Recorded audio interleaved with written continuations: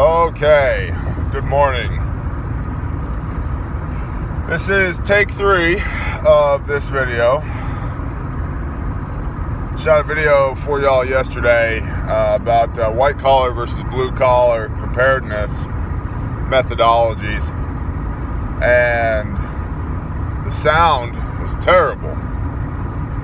I'm not entirely sure why, but the sound was really bad sound quality.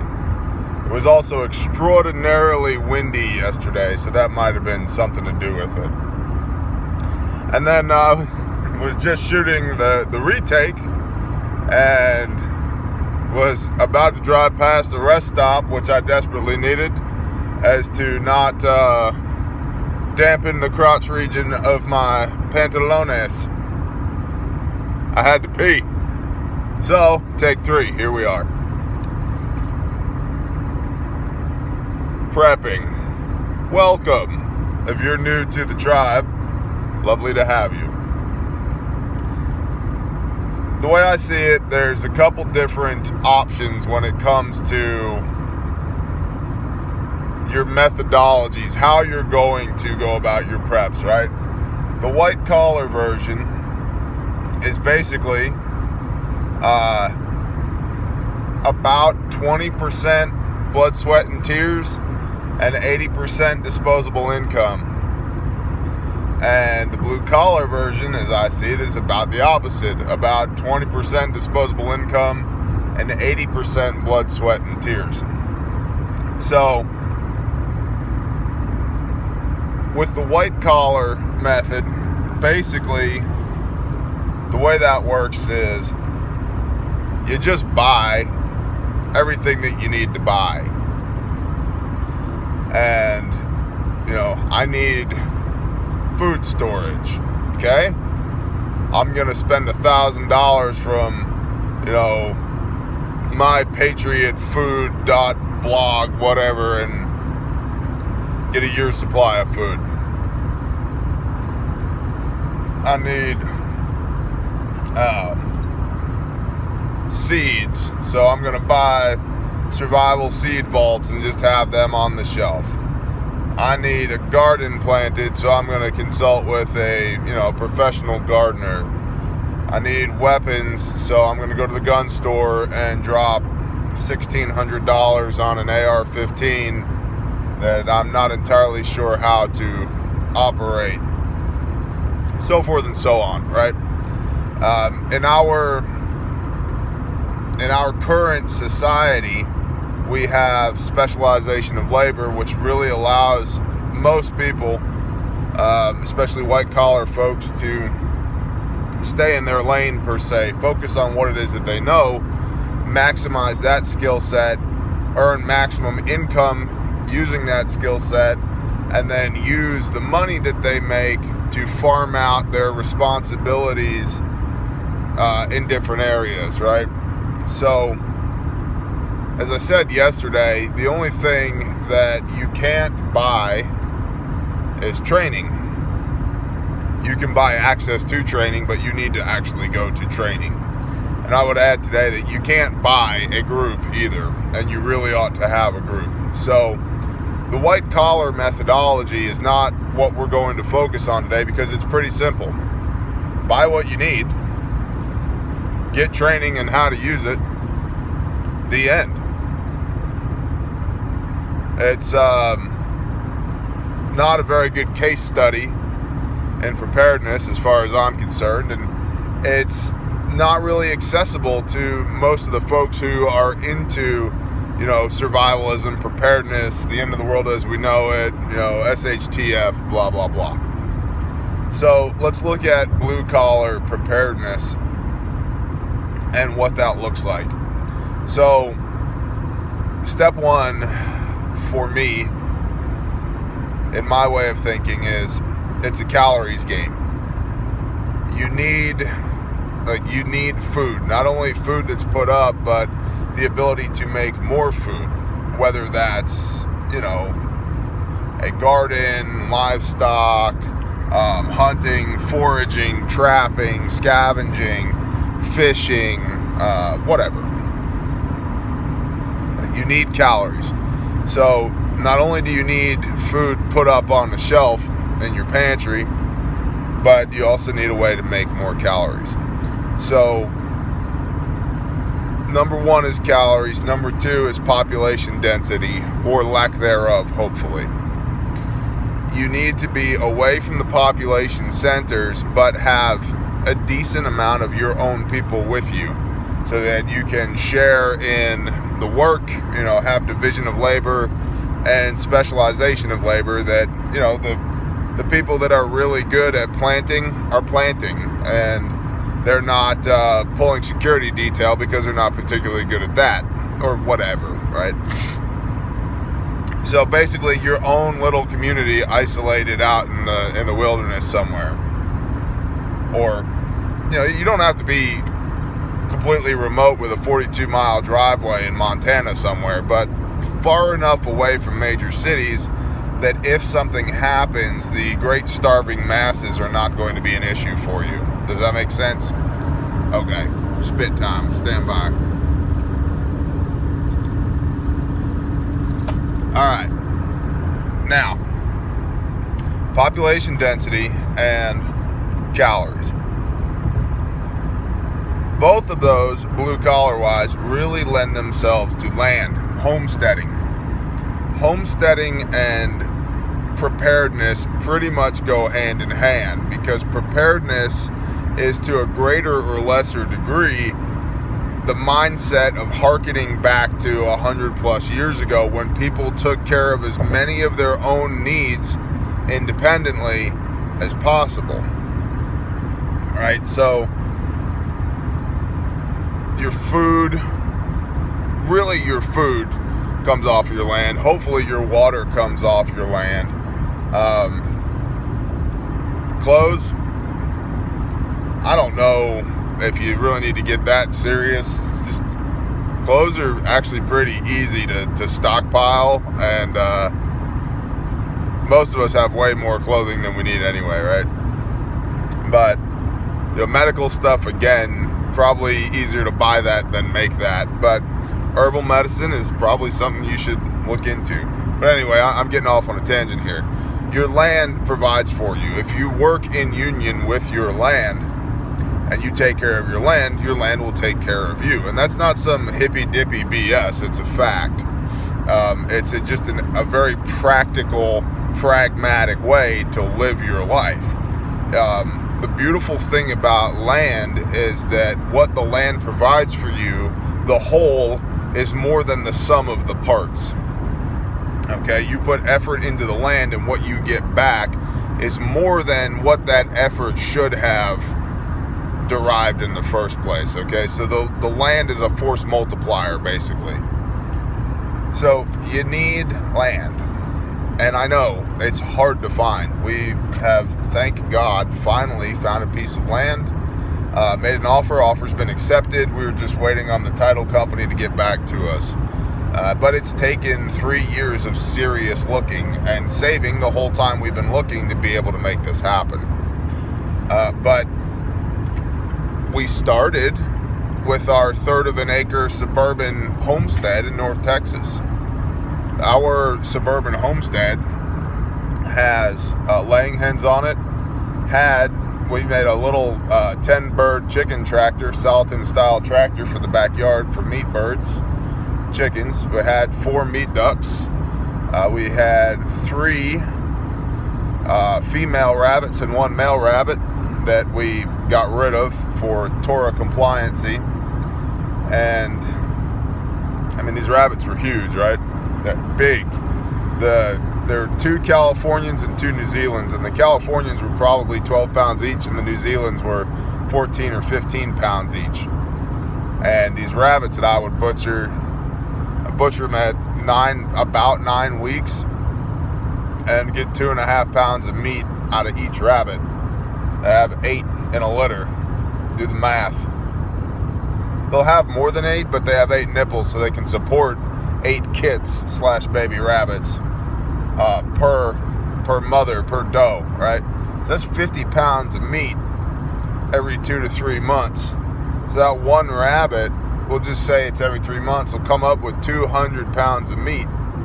200 pounds of meat out of one rabbit. We had 3 does. I gave away and sold a lot of rabbit meat, and I ate a lot of rabbit meat. And rabbits, honestly, if you're in a suburban area and you don't, you can't make a lot of noise, you can't have a lot of smell, rabbits are awesome. They're very low odor. They make almost no noise at all. They're easy to maintain. They're easy to take care of, easy to feed. They're easy. And they're easy to butcher, too. So everything about rabbits, meat rabbits, are easy. So you can make a lot of meat with some rabbits. So that's something to think about. So we had that. Half of my backyard is planted garden. We have 11 raised beds. Yeah, 11 raised beds and 4 rows that we put in the backyard. We've been doing this on the land that we have while looking for more land. And in full swing production, that third of an acre for us, with the amount of energy and time that we put into it, probably provides about a third of our calories. It could be more if we focused more on it and put more effort into it. It would be possible, although it would require a lot of intensive management, it would be possible to get to 100% of our calories off of just that third of an acre.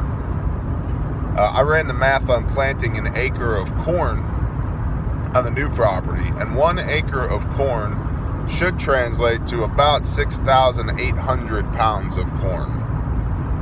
1 acre. That's something to think about. I mean, that's livestock feed, for chickens and goats and whatever, seed for next year, grain. That's a considerable amount of food. 6,800 pounds of corn. Kernels, not the cob, just kernels. So, you need the land, and you need to be able to make calories on the land. Right? Blue collar wise, how do you do that? Find a cheap piece of land. Cheap. A good friend of mine is in Wilburton, Oklahoma, up on the side of what passes for a mountain in Oklahoma. But beautiful views, absolutely beautiful views. And he bought I believe it's a 19-acre tract. It's either a 19 or a 21-acre tract. And there is a creek, I think at least 1 creek, possibly 2 creeks, mature trees, a couple of flat areas for, parking a camper trailer or building a house or whatever, a little bit of pasture land, and his payment on a 10-year is under $300 a month. It's raw land. It's raw land. There's no electricity, no water, no sewage, just raw land. $300 a month. Now, if you can swing $300 a month, you can get that raw land like he has, and then you can get out on the property and start working it. Put up 4 walls and a roof and live there. Get a barn built, get some animals. Animals will transform a piece of land if you let them do what they're supposed to do. Get some animals, establish a homestead, right? Get a garden planted, and begin the process of working in union with the land to make things happen. It's cheap land. It's going to take a lot of your elbow grease. But it's out there. So the thing to understand with blue collar prepping is if you don't have a ton of money to spend, you're gonna need to apply time and effort to make up for the lack of money. That's just how it goes. Stand by, we got a trooper on the side of the road.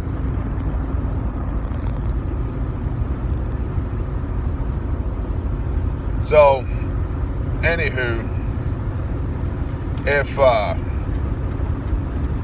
you're going to be a blue collar prepper, which I think most of us are, you understand that it's not just throwing money at the problem to make the problem go away, right? You're going to have to apply time and energy and effort.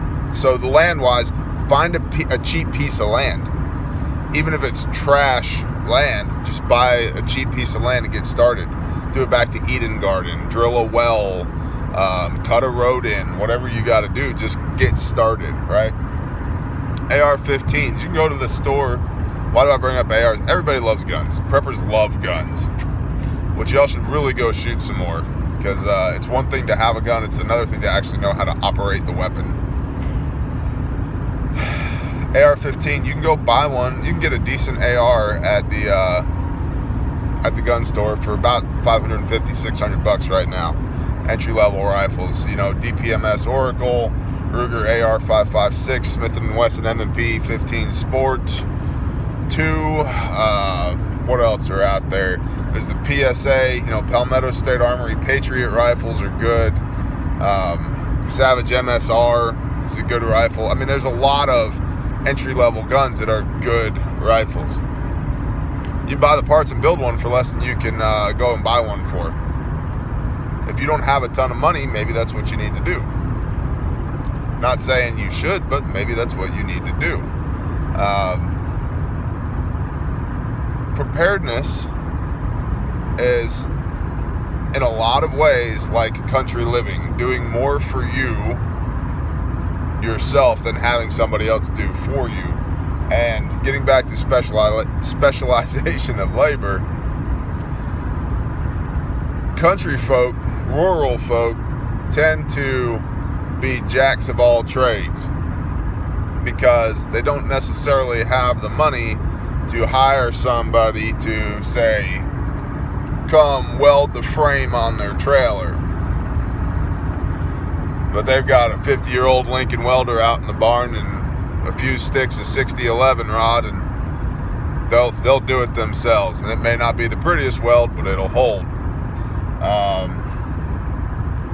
I cut myself pretty bad a few years ago, and we just happened to be at Grandma's house. A cut that I think ended up needing 11 or 12 stitches to close. And Grandma's answer was a bottle of castor oil and a cotton rag.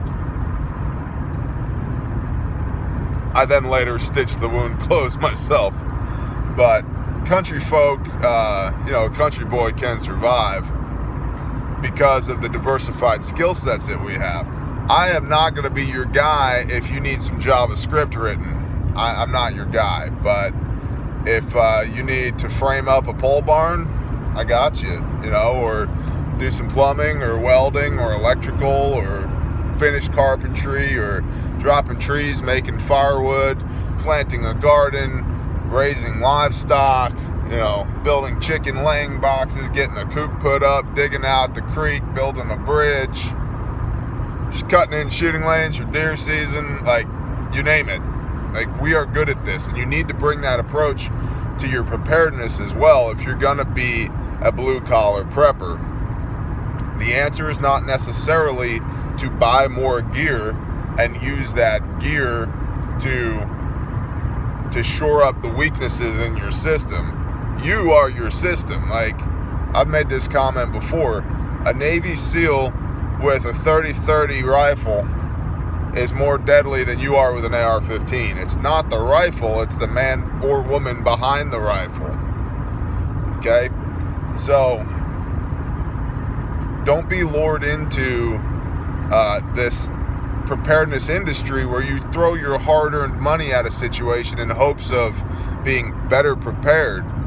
Your preparedness sits atop your shoulders, ladies and gentlemen. Everything else is just a tool to accomplish the mission.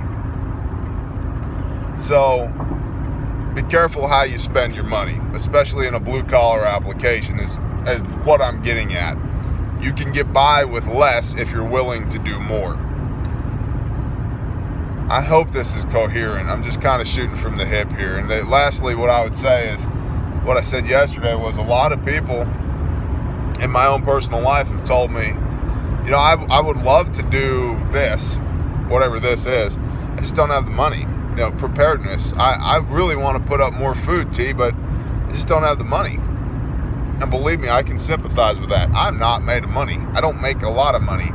I make about 25% now doing what I do now than I did working on the road doing power construction. But I do what I do now because I've given my word to a brother in Christ that I would help him build this business. And I love what I do, and I love the people that I work with, so here I am. So I don't have a lot of disposable income, but I also don't work just 40 hours a week. I leave my house at 6 a.m., and I'm usually home between 7 and 8 p.m., 5 days a week. And then at least one day on the weekends, I'm out working. Sometimes it's both days on the weekends, because frankly, I need to get better at keeping Shabbat, right? Sanctified. I need to keep the day sanctified. Sanctified, holy means set apart. Set that apart from the rest of my week. I need to get better at that. But I can go and do side work, and my effective rate doing side work is anywhere between $40 and $70 an hour. And I make a couple grand a month just doing side work. So, you know, that's not to tune my own horn, but I throw $100 to $200 a week at preparedness. A week at preparedness. But I also work a lot of hours. I work about twice as many hours as anybody else does during the week. But it gives me the bandwidth that when a piece of property like the one we found in Oklahoma comes up for sale, that's got one house that's 3 bedroom, 3 bath, 3,000 square feet, and another house that's 5 bedroom, 2 baths plumbed for a third, that's 5,000 square feet, and a 3,000 square foot shop, and a 1,500 square foot barn, and a large creek. I mean large, as wide as a 2-lane highway, creek, and a small creek about as wide as a 1-lane road, surface road, and 3 wells, and rural water, and 3 acres of creek bottom, and 4.5 acres of pasture, and 14 acres of mature hardwood forest, previously used for cattle operations. And all of it. It's the 21.47 acres with 8,000 square foot of living space between 2 homes on the property, 3 wells, 2 creeks, rural water, mature trees, barn and shop, 148,000. It's a blessing and a provision from God that we can get that land. But God didn't drop that money in my lap. We went out and earned it. My wife does side work too. She's phenomenal at it. She got on several of these design pages on Facebook and started offering free design consultations, 3D renderings, architectural drawings, sketches, the whole 9. And picked up some work and started letting people know, hey, I'll do this for you for free, but tell 3 people about me when the time is right. And so from those referrals, she's gotten lots of paying work to do that on the side. So the money's there if you're willing to get it. And I just have no patience for people who will tell me they don't have any money, but it's 5 o'clock in the evening and they're sitting on their couch eating Cheetos, watching Netflix, not out busting their butt. So, you know, life is what you make of it. You reap what you sow. So go out there and sow some seeds of cash dollars, and you'll have more cash dollars, more cash to operate with. So it can be done. Country folk have been getting by for generations with a lot of ingenuity, a lot of elbow grease, and just a little bit of money. So you really need to figure out just how fancy you want your preparedness system to be, and understand the fancier it is, the more likely it is to fail. That's a fact. KISS principle, KISS. Keep it simple, stupid. The more complicated you make something, the more critical failure points it has. So, you know, a home freeze dryer is a cool investment. That's awesome. $1,800 to $2,500. You can go buy a box of Ball canning jars for $6, and the only way that they stop working is you break the jar. So, things to think about. But blue collar preparedness, man, there's a lot of us. And no shame on you white collar preppers too. And I think most of us are somewhere in the middle. Most of us really want to be that blue collar guy, you know, the well trained, lots of skills, can get anything done, you know, MacGyver of survivalism. But we're so busy with other things that we farm out certain areas of our lives to other people with what disposable income we do have. So you can get it done. I recommend you do. What should I buy? Food first, then water, then medical, then ammo and guns. And get training for everything. Do. Go do. Go make mistakes. You learn by making mistakes. Go clear a double feed. Go pressure can. Go to a Red Cross class. Go take your ham radio license test. Go and do. Go and do.